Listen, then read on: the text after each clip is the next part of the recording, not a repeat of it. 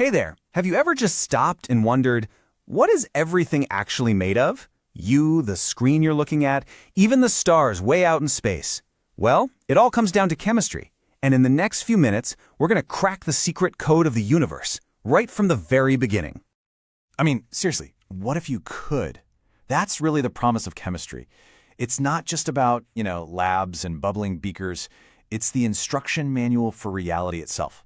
So, let's jump in and see how it all clicks together. And our story really kicks off with one simple but incredibly powerful idea, the atom. The ancient Greeks first dreamed it up as the smallest possible piece of anything, but it actually took us thousands of years to really start figuring out how these tiny building blocks work and how they combine to make, well, everything. So to get us started, let's tackle that huge question head-on. What is all this stuff we call matter actually made of? Okay, so way back in the early 1800s, a guy named John Dalton gave us our first modern atomic theory. He basically imagined atoms as these tiny, solid, indestructible little balls. It was a simple start, for sure, but it completely set the stage for a revolution in science. Then came J.J. Thomson. After he discovered the electron, he came up with what's famously known as the plum pudding model. Just imagine a watermelon, right? The big red juicy part is this ball of positive charge, and the seeds scattered inside are the negative electrons. It was a pretty clever guess, but it turned out to be wrong. And this is where science did what it does best. It corrected itself in a big way. A scientist named Ernest Rutherford was firing these tiny particles at a super thin sheet of gold foil.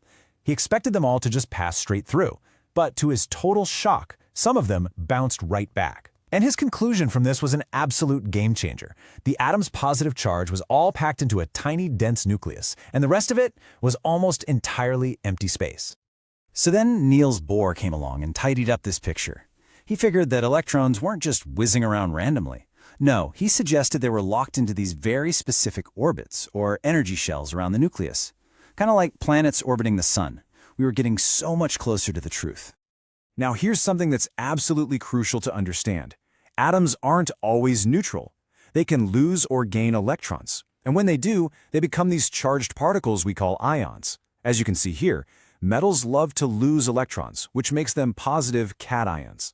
Nonmetals, on the other hand, tend to grab electrons, becoming negative anions. And this simple act of giving and taking electrons, that is the engine behind so many chemical reactions. Okay, so once we started to really understand all these different atoms, we had a new problem. We needed a way to organize them all. We needed like a master list, the ultimate cheat sheet for every single ingredient in the universe. And creating this cheat sheet was a long, long journey. Early scientists started seeing hints of a pattern, like Dobereiner, who grouped elements in threes, or Newland, who noticed a pattern every 8 elements, kind of like musical octaves. But the real genius here was Mendeleev. He was so confident in his system that he actually left gaps in his table for elements that hadn't even been discovered yet. And you know what? He was right. Eventually, Henry Moseley perfected the table into the version we use today, organizing it by atomic number, which is just the number of protons in an atom's nucleus. And here it is, the modern periodic table. It neatly organizes all 118 known elements. But it's not just a chart, you guys. It's a map of how the entire universe builds itself. Those repeating patterns you see? That all comes from how electrons fill up those energy shells we talked about. And that structure is what gives every element its unique chemical personality. The table also helps us understand some of the more subtle variations. Take isotopes, for example. They're kind of like twins of the same element. They have the same identity, the same number of protons, but they have a different weight because they have more or fewer neutrons. Think of carbon-12 versus the famous carbon-14 that's used for dating ancient artifacts. Isobars, though, are more like strangers who just happen to weigh the same. They're totally different elements with the same total mass. All right, so we've got all our ingredients, and we've got them organized. But what happens when they actually meet each other? Let's take a look at how chemistry truly happens. So, one of the most basic types of reaction is called a combination reaction, and it's pretty much exactly what it sounds like. 2 or more things combine to make one new thing.